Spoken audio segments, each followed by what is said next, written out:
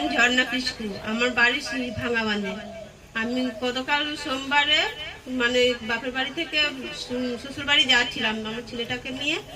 আর মানে বাঁকুড়া মনে নেমেছি, বাঁকুড়া মনে খুব বমি হয়েছে, তাও হচ্ছে বমি হয় তো মাঝে মাঝে, কোনো গ্রাহ্য করিনি। তারপর আমাদের ওই ধারে মেটেরাঙায় নেমেছি, নেমে ওখানেও বমি করেছি। বমি করে আর থাকতে পারিনি, তখন আবার আমার বেটাকে বলে বাবা জানলা চা এনে দে, খুব কাঁপছি, ঠান্ডা লাগছে তো খুব কাঁপছি। তাহলে চা এনে দিল, চা খেলাম, তা একটু ভালো লাগলো।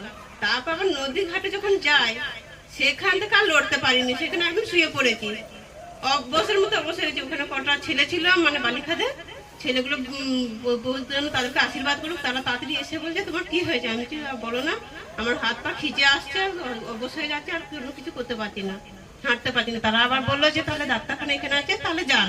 ডাক্তারখানা গেলাম, ডাক্তারখানা যে প্রেশার মাপ করলো, বলছে তোমার প্রেশার একদম নেই, তুমি কি করে এই অবস্থায় এসছো এখানে? আমি মনে মনে বলছি প্রভুকে ধন্যবাদ দিই, প্রভু আমাকে নিয়ে এসেছিলেন, তাহলে আমি এখান থেকে আবার ওপারে কি করে যাবো? তাহলে ওখানে ওষুধ কিনে খেয়ে অনেকক্ষণ বসেছি, মানে সেই 7টা থেকে মানুষ 2টো বাজছে, তাও বালিখাদি বসে আছি। আমার শ্বশুর ঘরে সবাইকে ফোন করছি, তারা কেউ ফোন ধরে নাই। আমার এখানে মেয়েদাকে ফোন করলাম, ফোন করে মেয়েদা ফোন ধরলো, বলছে তাহলে আমার কাছে তো মানে মোটর সাইকেলে তেল নেই, আমি কি করে যাব? আমি তুই চেষ্টা কর না, ঠিক আসতে পারবি।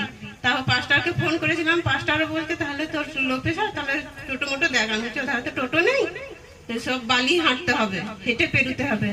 তারপর ওখান থেকে আবার কি করে ওখানেই বসে বসে চায়ের দোকানে বসে বসে খুব প্রার্থনা করলাম, প্রভু আমার মেয়েদা বলছে যে মোটর সাইকেলে তেল নেই, তাহলে ও কি করে আসবে আমাকে নিতে? তাহলে দেখছি তার কিছুক্ষণ পর মেয়েটা ফোন করলো, বলছে আমি যাচ্ছি তোকে আনতে, ওখানেই বসে থাক। আমি ওখানেই বসে আছি, চায়ের দোকানে কটাগুলো ছেলে ছিল, তারাও আবার বলছে তুমি চা খাও, মুড়ি খাও, বিস্কুট খাও, তুমি যা কাঁপছো মনে হচ্ছে এক্ষুনি হাত ফেল করবে। আমি মনে মনে বলছি প্রভু আমার সঙ্গে আছে, আমি শুবো না, আমি বসেই থাকবো। ওই বসে বসে এক মনে প্রার্থনা করেছিলাম। তা প্রভু আমাকে ভালোভাবে সুস্থভাবে বাড়ি নিয়ে এসেছিলেন। আবার পরশু দিনে এমন অবস্থা হয়ে গেছে, মানে সকাল থেকে 12টা পর্যন্ত শুয়েই আছি, উঠতে পারিনি, শুধু একভাবে ঘুম আর কাটছেই না। আবার 5টাকে ফোন করলাম, 5টা আবার আমাকে প্রার্থনা করে দিলেন।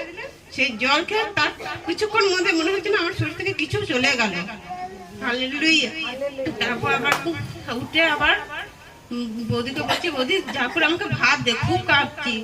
ভাত খেলাম আর খেলাম, তারপর ভালো সুস্থ হয়ে গেছি, আর ভালো হয়েছে। হালেলুয়া। Thank you Jesus.